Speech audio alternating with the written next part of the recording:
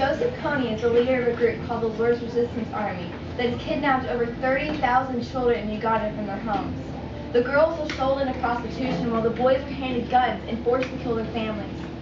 Those kids live in fear of being killed, and some would rather even die than to stay here on earth. They believe that if their life is already a living hell, how much worse can life after death be? If this happened to just one child in America, it would be all over the news the very next day. But this has been happening for over 27 years. Look around you. So this is just one example of how the world we live in is falling apart. It's dying, but there's still hope. See, a flashlight may work, but it has to have someone to push the button and guide its light through the darkness. God is our flashlight, and we're the ones who have to shine His light to the lost. God in return is relentless in His pursuit in us, as we see in Luke 15.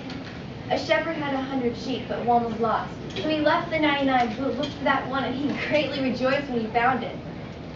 God is our shepherd, and when we are lost, He will pursue us relentlessly until He finds us. So what about you? Do you want to live your life and be normal and then just be forgotten? Or do you want to make an impact in this world? Because the normal people are never the ones who are remembered. In fact, it's always the crazy ones that go down in history. In Mark 10, the story of the blind man, when the blind man heard that Jesus was walking by, he yelled out, "Son of David, have mercy on me!" But the people would mock him and tell him to be quiet. So he stopped. Wait, no he didn't. The more people told him to be quiet, the louder he became. He didn't care what other people thought. He was relentless in his pursuit and faith that Jesus would heal him. And guess what? He got Jesus' attention and was healed. See, there's a problem with acting normal. Normal doesn't cut it, doesn't get you noticed. Well-behaved people are rarely the ones who change the world, meaning the ones who do often are not the ones who are following society's rules. Think about this. David in the Bible, he was just an ordinary teenager, a shepherd no less, but God still used him to influence an entire empire. So just imagine the work God can do through an entire generation if we would just let Him. Langston Hughes once wrote, "Hold fast to your dreams, for if dreams die, life is like a broken-winged bird that cannot fly." See, as Christians, our dream is that one day the world will not be the broken place it is right now. Our dream is that one day every starving child will know that they are precious and they are loved. That every man and woman will know that Jesus died for them, to save them, and they can have the greatest love that they will ever know. That Jesus would rescue every person who thinks they are so lost, so alone that they see no way out other than to take their own life. Our dream is that one day we will be called to heaven to live with our Heavenly Father. Hold fast to that dream. But dreams, they do not just happen on their own. They have to have people to make them happen. We can't just dream for our world to be saved, but we have to help it be saved. You remember the kids in Uganda who live in fear of being kidnapped or killed?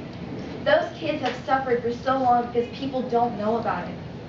But Jason Russell's dream was that this crisis would end.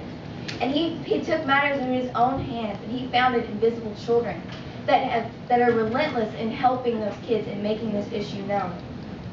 Our own U.S. government didn't want to get involved in this issue at first, but because the people were relentless in helping those kids, President Obama finally agreed to send troops down to help them.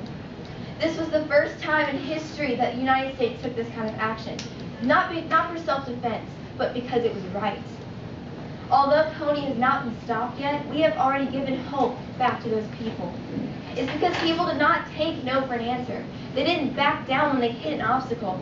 They overcame. They were relentless. 1 Peter 2:9, Jesus said, "For you are a chosen generation, a royal priesthood, a holy nation, a people belonging to God, that you may declare the praises of Him who has called you out of the darkness into His wonderful light." See, things need to change. There are people all over the world who are crying out for our help, and it's up to us to go relentlessly after them. That, my friends, is our mission. Because we are a generation that seeks after God, relentlessly showing the love of Christ towards others, called to keep pushing forward, to never give up, never surrender, to be relentless. Thank you.